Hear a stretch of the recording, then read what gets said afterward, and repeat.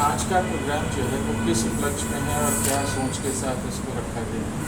आज ये जो कार्यक्रम है, हमारे जो शहीद आजम सरदार भगत सिंह, जिनके नाम पर ही आप जानते हैं कि एक अलग से एक ब्लड में सर्कुलेशन तेज हो जाता है, उनका आज जन्म शताब्दी 170वीं हम जन्म शताब्दी आज मना रहे हैं 28 सितंबर 2024 को। जैसा कि उनका जन्म आज ही के दिन 1907 में बांगा में हुआ।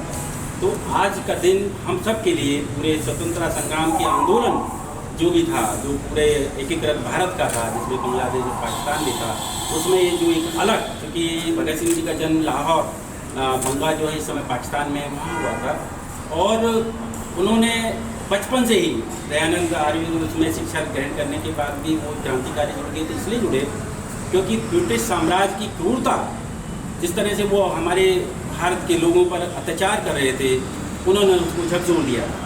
और लाला जी लाजपत राय के 1928 में जो उनकी हत्या हुई थी, उसके बाद उन्होंने कसम खाई थी कि ब्रिटिश साम्राज्य को उखाड़ फेंकेंगे। और सरदार हमारे भगत सिंह जी ने 1929 में केंद्रीय असेंबली में जो बम फेंका, और बम फेंकने के बाद वो भागे नहीं, वो इतने वीर थे, उनका एक ही नारा था कि हमें भागने के लिए नहीं, सिर्फ एक संदेश देना है ब्रिटिश साम्राज्य को कि इसको हम और अधिक बर्दाश्त नहीं करेंगे और इसको उखाड़ फेंकेंगे। तो ये जो 29 में था, उनकी पैरवी करने के लिए उन्होंने इनकार कर दिया था।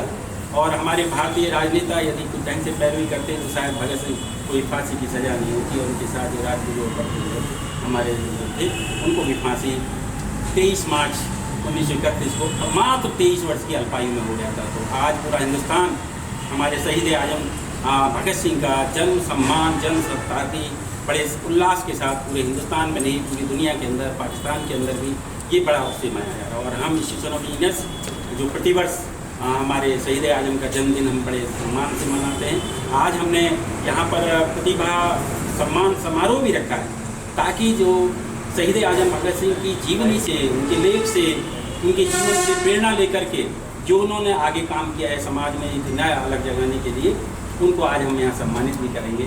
30-35 हमारे जो बहुत ही एमिनेंट्स जो हैं, उनको आज हम यहाँ सम्मानित। आप खुद एक संस्था के प्रमुख हैं जी, और आपका लंबा अनुभव रहा है।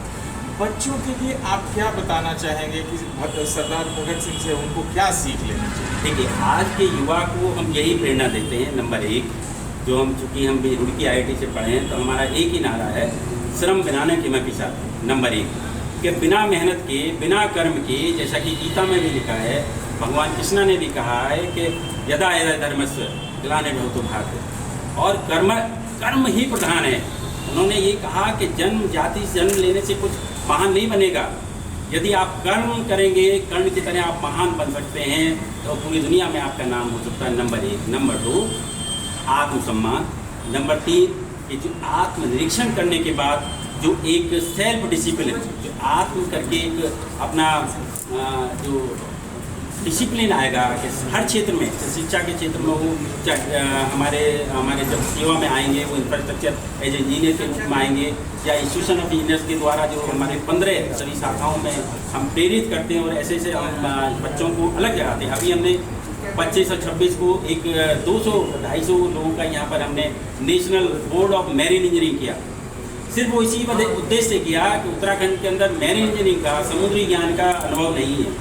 हम यहाँ पर एक स्टार्टअप शुरू करना चाहते हैं, यहाँ पर हम प्रशिक्षण देना चाहते हैं, ताकि यहाँ के युवा भी मैरीन समुद्र में जाकर के जॉब कर सकें और हमारे उत्तराखंड और भारत का नाम रोशन कर सकें। यही हमारा एक संदेश है इस इंस्टीट्यूशन ऑफ इंजीनियर्स के माध्यम से, कि ये जो युवा पीढ़ी है, जो हमारा भविष्य है, जिनके कंधों पर हमारे नवीन भारत का निर्माण होना है। और जैसा कि हमारे यशस्वी प्रधानमंत्री जी कहते हैं कि युवा ही शक्ति है जो भारत को हमेशा और आगे लेके जाएगी। और जो हमारी इकोनॉमी है, उसको भी हम दुनिया के अंदर दूसरी से तीसरी महाशक्ति के रूप में हमारी सरकार प्रयासरत है। और हम लोग भी उनके इस सपने को पूरा करने के लिए, सरकार के सपने को पूरा करने के लिए हम सब लोग पूरे, हमारी कार्यकारिणी, हमारे सभी अभियंतागण, हमारे सभी विभागाध्यक्ष, और जो हमारे गुप्ता साहब आए हैं चंडीगढ़ से, इतने दूर से इस सम्मान समारोह का आयोजन कर रहे हैं, उन सबको भी बधाई। और आप सबको भी, पूरे देशवासियों को, कि शहीद आजम का जो जन्मदिन है, उस जन्मदिन की ढेर सारी हमारी सबसे शुभकामनाएं। जय हिंद,